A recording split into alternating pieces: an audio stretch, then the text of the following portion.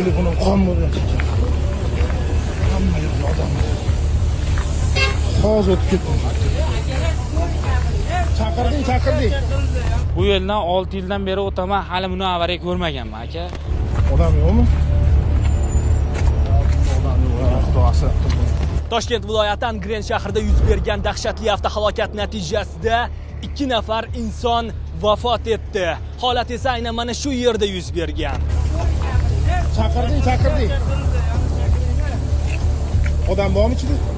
Onantayda mashina bor ekan. Ha, bo'ldi o'sha. Foydasi yo'q. Xudo rahmat qilsin. Rasmiylar tomonidan berilgan ma'lumotlarda qayd etilishicha, holat kecha 26-aprel kuni soat 23:10 da A373 avtomobil yo'lining 93-kilometrida qayd etilgan bo'lib, yuk avtomashinasi hamda 4 ta yengil mashina ishtirokida yuz bergan.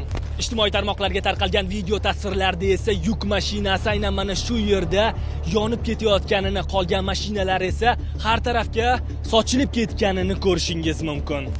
Avtohalokatga sabab deya dastlabki berilgan ma'lumotlarga ko'ra, yuk avtomashinasi haydovchisini rul boshqaruvini yo'qotib qo'ygani aytilmoqda. Biz holatni ko'rgan va eshitgan guvohlarni izlab topdik. Aka, kecha o'tib ketayotgandik, shu fura bilan Lazetda yonib turganini ko'rdik. Odamlar atrofda ko'p, juda ko'p ekan, odamlar to'xtalmadik, to'g'ri o'tib ketaverdik aka.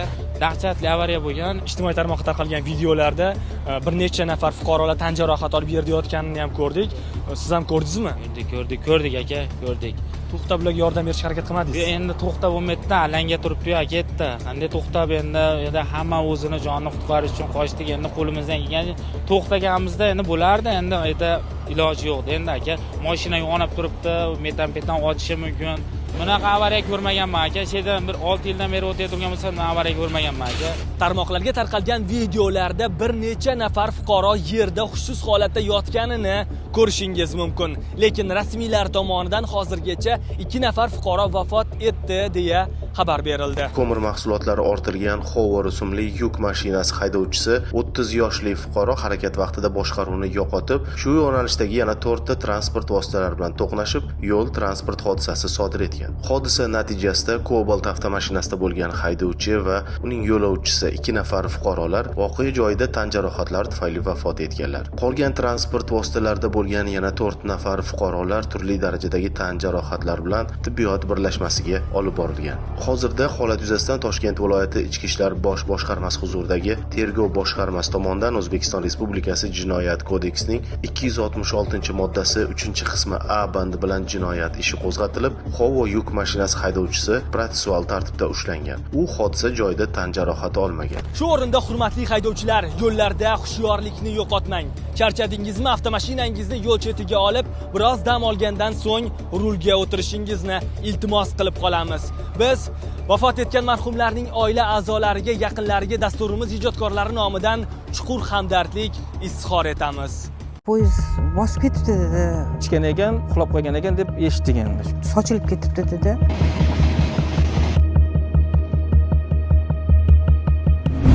Yigirma yoshlar atrofidagi yana bir bolaning umri aynan mana shu temir yo'lida tugadi. Gap shundaki, uni poyezd bosib ketdi. Aniqlik kiritilishicha, mazkur holat 2026-yilning 25-aprel kuni soat 02:00 larda Jalariq-Sergeli temir yo'l bekati oralig'ida ro'y bergan.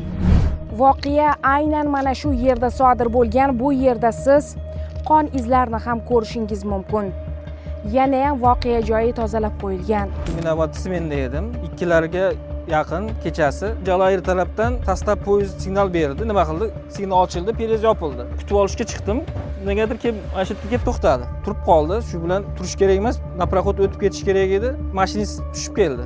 Aka dedi, yo'lda где-то bir 500 metr uzoqda dedi, odam chiqib qoldi yo'ldan, ichganmi bilmayman dedi, oyog'imni bosib ketdim, to'xtay olmay qoldim dedi. Yotgan ekan dedi yerda.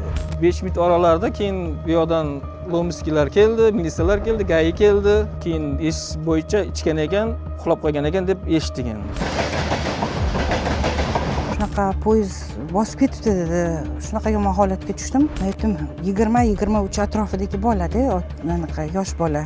Sochilib ketibdi dedi. Shunaqa yomon holatga tushdim. Soat kechasi 1 ekan. Shuni aytdim, shu ehtiyot bo'lishsa, o'zi ko'p holat bo'ladi-da, mana shu poyezd nimasidan yurishmasa deyman. O'zi yo'l tor ingichka achinarli holatda. U bola yana ustiga ustak boquvchisi edi, uyda singlari bor, ikkita onasi. Rosa yaxshi bola edi. Endi joylar jannatda bo'lsin. Temir yo'ldan ehtiyot bo'lish kerak odamlar. Endi kelayotgan poyezd to'xtay olmaydi. Shunga quloqda naushnik bo'ladi, ichkan bo'ladi. Bir bilan gaplashib ketayotganda ehtiyot bo'lib, o'zini hududidan o'tish kerak. Hech poyezd yo'ldan yurishmasin. Bundan bir 5-6 yil oldin ham bir yaxshi bolani quloqda naushnik bilan kelayotganda bosib ketgandi. U ham yoshida hali. Ko'pchilik shu be'tiborda poyezd yo'ldan yurishadi, yurmaylar deb aytilsa ham 2026-yil 25-aprel kuni Jalayir-Sergeli temir yo'li bekatlari oralig'ida yuk poyezdi 2004-yilda tug'ilgan erkakni urib yuborganligi holati yuzasidan Toshkent transport prokuraturasi tomonidan tergovga qadar tekshirish harakatlari olib borilmoqda. Bugun dam olish kuni ekan, bankam ishlamas ekan. Endi dollarimni qayerda alishtirsam ekan? Otang bozor, onang bozor. Bu muammoni hal qilish uchun tayyor ekan qora bozor. Mana opa. Rahmat sizga. Yana kerak bo'lsa aloqadaman, kelaverasiz. Xo'p, rahmat sizga.